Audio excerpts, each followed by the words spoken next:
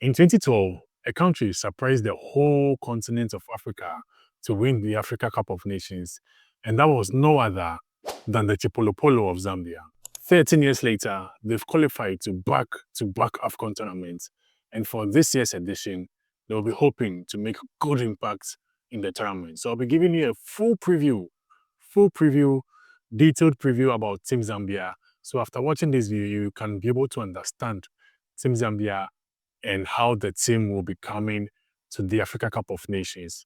So I'll tell you everything: history, players to watch out for, and possible prediction for Team Zambia and the Africa Cup of Nations. All right, my name is Dennis Seriam, and this is OAF, our African football. So welcome again. This is a preview of Team Zambia. And Zambia qualified to the Africa Cup of Nations this edition by finishing top of their group in qualifiers. So they were a group with Ivory Coast, who are the current defending champions of the AFCON, also in group with Sierra Leone and then Chad. And they finished top of this group ahead of the defending champions, qualifying comfortably. But since securing that qualification top of their group to qualify to AFCON 2025, the national team has struggled, really struggled. And in the last 6 games they played after qualifying to the AFCON, 6 matches, they lost 5 of those 6 matches. And it's no surprise that in the World Cup qualifiers, they finished next to bottom of the group. So last part 1, that was their position in the World Cup qualifiers. And eventually, they had to sack the head coach, Avram Grant. The new head coach now is Moses Ishon, who was the assistant coach of Avram Grant. So he is moving from one era to the other. He was Avram Grant's assistant coach, and he has been promoted to now become the new head coach for Zambia. And after he got the promotion, well, other former players of the Zambia national team also were appointed into many different positions, from fitness coaches to assistant coaches. And even Kennedy Mwini, who was part of Zambia's 2012 AFCON winning team, the goalkeeper back then, he's now the goalkeeper's trainer for the Zambia team. So the entire technical team is filled up with former Zambia players who, of course, should know what it means to play for Zambia and what it takes to win at the highest level at competitions like the AFCON. But the big question now is, can this technical team revitalize and also bring back the spirits of Zambia, especially when they go to this AFCON? Because when you look into the Zambia team, take a player like Patson Daka.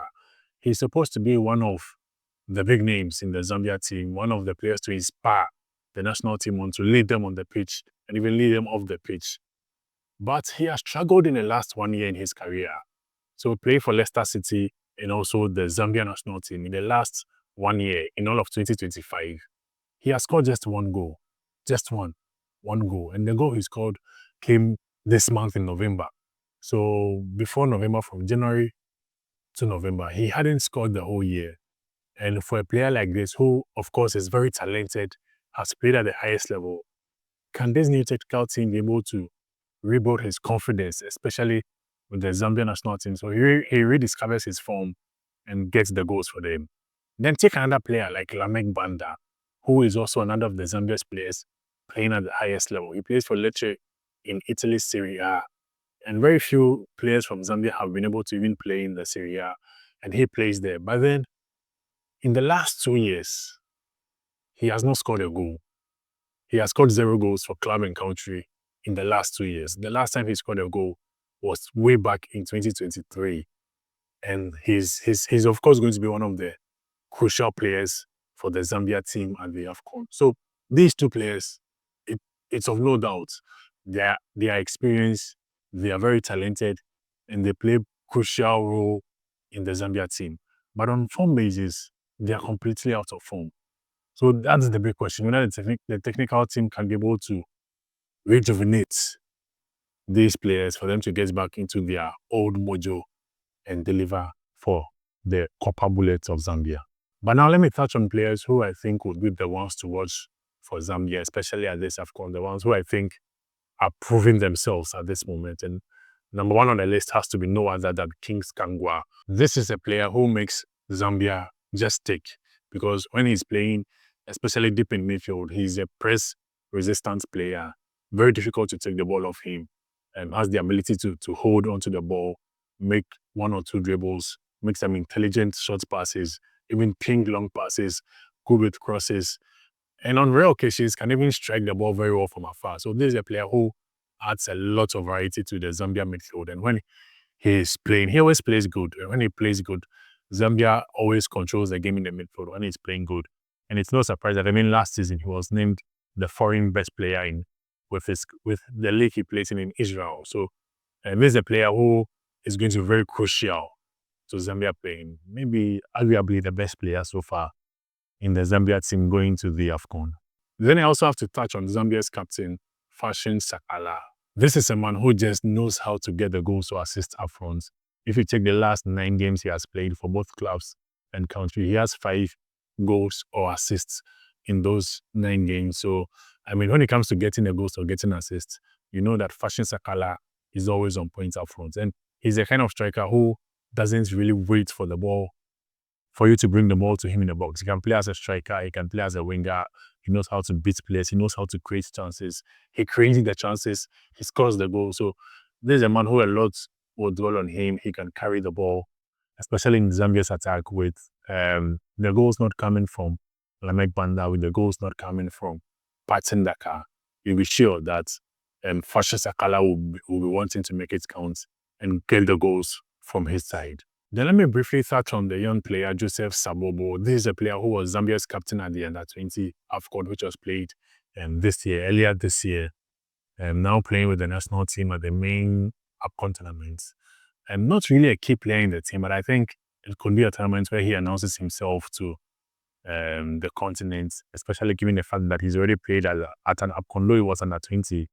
So he understands the AFCON feeling and now plays for Hapoel Beersheba in Israel, and also scored in the last game Zambia played. So he'll be having the confidence from scoring in the last game Zambia played in, and then want to move that to the AFCON. And I think he's one to watch.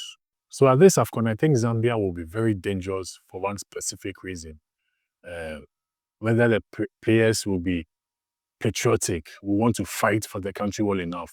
That's because look at the bench. The whole bench is literally former players of Zambian heritage. And this is a country who they are known for fighting. At the 2012 AFCON, Zambia was not really the favorite, but they had players who were fighters, who would go all in. Stopila Sunzu, Christopher Katongo, Emmanuel Mayuka. These are players who go all in and fight for the country. So getting the bench to inspire the players themselves to also fight for the country, I think it could give an element of a bit of them being dangerous. But then this same thing, I think, can also be the weak link in the Zambia team, in the sense that it even showed in the last game they played, where a lot of local players who play in Zambia, got a call up to play with the national team, in hopes that maybe a few of them will impress and get promoted to the AFCON squad. But this approach can also terribly go bad. Especially when it's a competition like the AFCON, when you cannot gamble, you have to go all in with your best play at hand.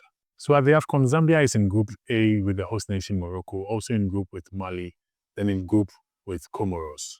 For Morocco, well, Zambia played them at the last AFCON. Unfortunately, they lost that game they played against Morocco.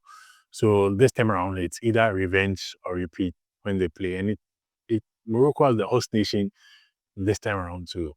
Then for Mali, Zambia have never lost a competitive game. Anytime they play a competitive game with Mali, they do not lose. So will they finally lose a competitive game against Mali? Or we hope to see at the AFCON. We hope and we wait to see what will happen at the AFCON. Then for Comoros, they were in the same group with Comoros for the 2023 AFCON qualifiers. And they advanced, or they qualified to the AFCON ahead of Comoros. They actually blitzed Comoros and then qualified to the AFCON ahead of Comoros. So this, I think, they also have the upper hand over. So they have the upper hand historically over 2 teams in the group. But then the tricky aspect is that in the last AFCON, Zambia did not make it from the group stages. And I think this group is a bit tougher as compared to the last AFCON. So let's take Morocco of 2023 AFCON. They were not playing at home. And comparing the same team also to Morocco now, who are now playing the AFCON at home, they've had a lot of players switching nationalities to play for them. They now have the longest winning streak in the whole world. I think Morocco now is stronger than the Morocco team of 2023. If you look at Mali now and then the DR Congo team of 2023, I think the Mali team is stronger on paper than the DRC team of 2023. Then you look at Comoros. I think Comoros is stronger. The Comoros team is stronger on paper than the Tanzania team Zambia played in AFCON 2023. So I think the group now is stronger for Zambia than the last AFCON.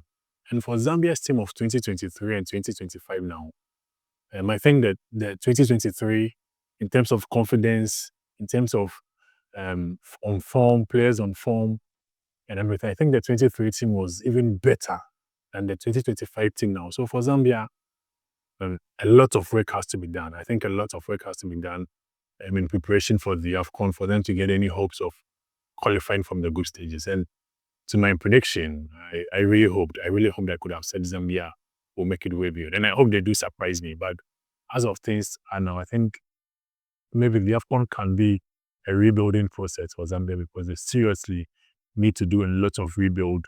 Right now, they have some young and exciting players also from the under-20 squad, even the under-17 team. And they have some young players also even playing in the Serie A. So I think this AFCON should be the stepping stone to rebuilding the Zambia team. And I don't really see them making it past the group stages. So it's a group stage exit for Zambia for me at this AFCON. But you can also let me know, where do you think Zambia will finish at this AFCON? Do you think they can go all the way? Maybe repeat the 2012 miracle again, or go get to the knockout stages, or maybe group stage as I'm saying? Tell me in the comment section.